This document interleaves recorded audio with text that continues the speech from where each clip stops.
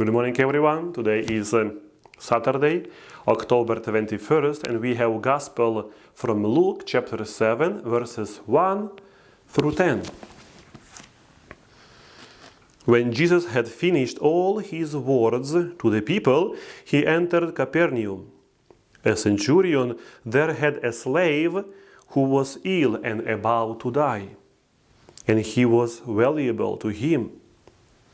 When he heard about Jesus, he sent elders of the Jews to him, asking him to come and save the life of his slave.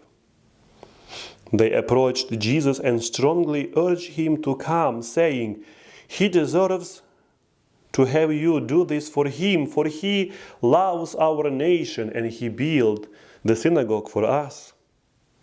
And Jesus went with them. But when he was only a short distance from the house, the centurion sent friends to tell him, "Lord, do not trouble yourself, for I am not worthy to have you enter under my roof. Therefore I didn't consider myself worthy to come to you, but say the word, and let my servant be healed. For I too am a person subject to authority, with soldiers subject to me. And I say to one, go, and he goes, and to another, come here, and he comes. And to my slave, do this, and he does it."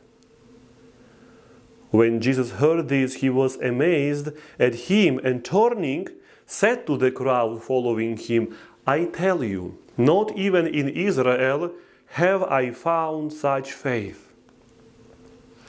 When the messengers returned to the house, they found the slave in good health. Today, our hearts are drawn to a remarkable encounter recounted in the Gospel of Luke. An encounter that unveils profound truth about faith and humility. It is a story of a Roman centurion whose servant was so ill, about to die. And despite the social, cultural, and religious barriers that typically separated the Jewish people from the Romans, this centurion turns to Jesus with a faith that astounds and a humility that humbles. Firstly, consider the centurion's humility. A man of authority and power. He doesn't approach Jesus with a sense of entitlement or pride.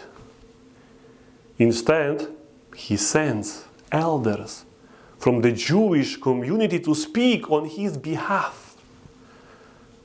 This alone speaks volumes about the centurion's character. Here is a man who recognizes the cultural differences, respects the religious customs, and is aware of his place within the societal hierarchy. His humility becomes a precursor to the extraordinary faith that follows. And then the centurion's faith emerges as nothing short of extraordinary. When our Lord Jesus Christ agrees to come to his house and to heal the servant, the centurion responds, "Lord, I am not worthy to have you enter under my roof, but say the word, and my servant will be healed."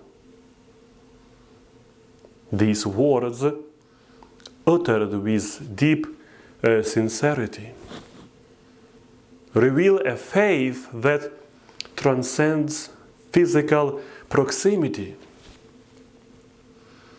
The centurion acknowledges the authority of Jesus Christ and believes in the power of his spoken word. It's a faith that recognizes the divine authority of Jesus Christ. A faith that is not bound by physical limitations. In response to this profound faith, Jesus marvels. He turned to the crowd and says, "I tell you, not even in Israel have I found such faith." Here is a Gentile, a Roman centurion whose faith surpasses that found among the chosen people of Israel. It is a powerful lesson about the universality of faith and how God's grace extends beyond cultural and religious boundaries. As we reflect on this gospel today, let us consider the centurion as a model of humility and faith. His humility allowed him to approach Jesus with respect, seeking healing for his servant.